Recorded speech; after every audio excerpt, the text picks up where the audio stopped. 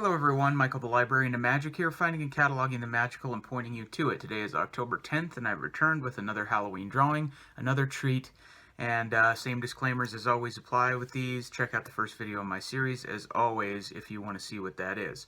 With all that stuff out of the way, today's villain drawing is Shere Khan from the Jungle Book, 1967. I'm extremely happy with the way this turned out. Came out pretty much exactly the way I wanted it to. This drawing was taken from a still from the movie. Legendary Disney legend Milt Kahl was, if I am remembering correctly, the primary animator for Shere Khan. So this still was very likely drawn by Milt Kahl. So I did my best to do it some justice and reproduce it, and I think I did a pretty good job on this one. I'm pretty happy with it. Shere Khan is one of the great screen presences in Disney history, so much so that it may surprise you and many others to learn that Shere Khan does not appear in the Jungle Book until a full 2/3 of the way through the film. But he's such a imposing presence in the movie that he's undeniably the film's central villain, even in a film filled with various antagonists that are trying to thwart Mowgli. Shere Khan seems to be the biggest of the bunch, and it's because of the strong presence that they imbued him with. They actually sort of went for an approach that is almost directly the opposite of the novel by Rudyard Kipling. In the novel, Shere Khan is a character. He's a tiger, just like here, but he's got a crippled leg. He's got it. I don't think it ever explains in the book what happened, whether he was maimed by hunters or in a fight with other animals or something like that. But he's been lamed. And as a result, he sort of uses his intellect and his cunning to get his way. In the film, Shere Khan sort of uses brawn and sheer powerful presence. If you've seen the film, obviously you know he doesn't have a bad leg or anything like that. He uses his brawn to sort of get his way. In the movie, he's got a vendetta against men because it doesn't say so either in the film, but maybe he had a bad experience with a hunter or something like that. But he's specifically afraid of guns and fire. He's sort of afraid of, the things that are hallmarks of men. In the book, his villainous MO, his modus operandi, isn't that he fears man specifically, or that he has a vendetta against Mowgli because of his problems with men. He doesn't really have any general problems with men in the novel, but more so that he had been stalking Mowgli for a while in order to kill him and eat him or whatever, and he was thwarted by Mowgli's wolf pack, Akula and Mowgli's wolf pack, and the other animals, and he feels that he has been disgraced and that Mowgli is his rightful kill, and so he's trying to track him down because he believes that he's owed the kill of Mowgli. Interestingly enough, he bears some similarity to Scar from The Lion King, in terms of the characterization in the book, I should say, instead of the movie. Interestingly, the animator who was the lead animator on Scar, Andreas Deja, specifically decided not to watch The Jungle Book when he was making The Lion King because he did not want to be influenced by Shere Khan when he was trying to draw Scar.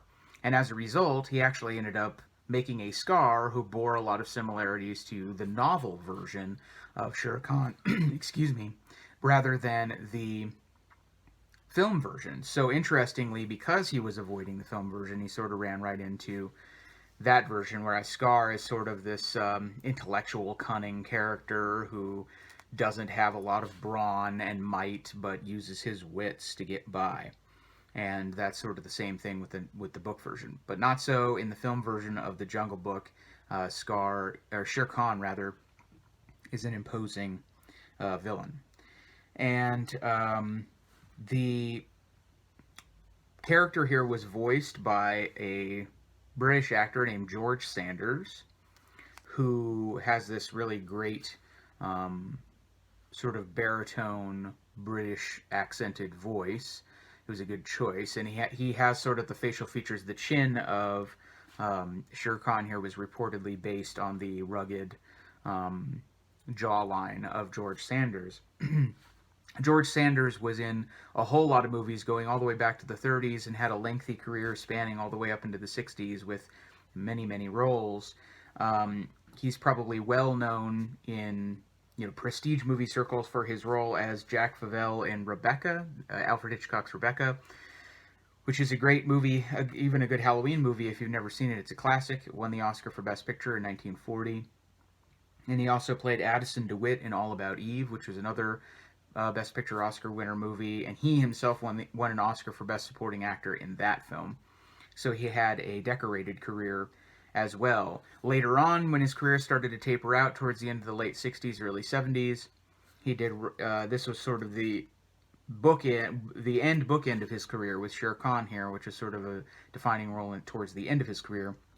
He also played Mr. Freeze in the 1960s Batman show, and he had some, more various TV roles and voice acting roles and stuff towards the back end of his career.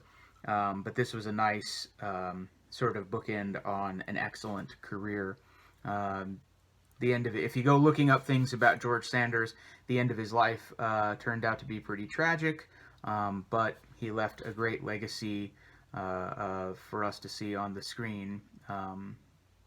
And so, yeah, this is one of those great roles. The singing voice, he's got one sort of singing line. There's a song with the Vultures, "That's What Friends Are For," and Shere Khan shows up at the end and sings the final line in this deep bass voice. And the singing voice is not actually the voice of George Sanders, not because he couldn't do it, but because he was unavailable when they needed to have it recorded. In the liner notes to the soundtrack for a really long time, it was credited that Thurl Ravenscroft, who I talked about in the Monstro video, was the singing voice for Shere Khan. As it turns out, it was confirmed in a DVD extra by Richard Sherman, who wrote the music, most of the music for The Jungle Book, that it was actually recorded by Bill Lee. Bill Lee was actually in a singing group called the Mellow Men with Thurl Ravenscroft. It was a group started by a guy named Mac Smith and also Thurl Ravenscroft. They were like a singing quartet, and they did a lot of backup vocals for many of the popular acts of the 40s, 50s, and 60s. They sang with Rosemary Clooney, Bing Crosby, and Elvis Presley, and so on. And the reason why, when I mentioned in the other video about Thurl Ravenscroft that he's featured so much in Disney attractions and stuff like that, for example, the Haunted Mansion and Pirates of the Caribbean, it's because the Mellowmen actually sang the songs on there. So Yo Ho, A Pirate's Life for Me, and Pirates of the Caribbean, that's actually the Mellowmen singing that entire song on the track, and Thurl Ravenscroft's voice is prominent within the Mellowmen. Same thing with the singing busts in the Haunted Mansion, singing Grim Grinning Ghosts.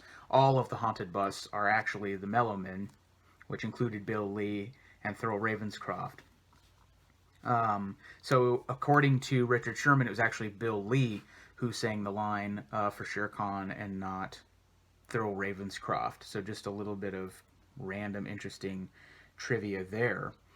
But basically, that's kind of how this character came to life, and some tidbits about him. There's a lot more stuff. I mean, there's been plenty of live-action versions and sequels and all that sort of stuff, and the character sort of meets different fates and is portrayed in different ways than he is here in the 60s version, but I sort of just specifically wanted to talk about this one because that's the one that I drew, and to talk a little bit about the people who brought him to life, Milt Kahl and George Sanders and Bill Lee and so on. So, happy with that drawing. Hope you enjoyed it. If you're a fan of the Jungle Book or Shere Khan, let me know down below. Thanks as always for watching these, liking, commenting, and subscribing. I'll be back tomorrow with another one of these drawings, another Halloween treat. And until then, I hope you have an excellent day And I hope that this was a nice little bright spot in the middle of it. Till the next one, bye-bye.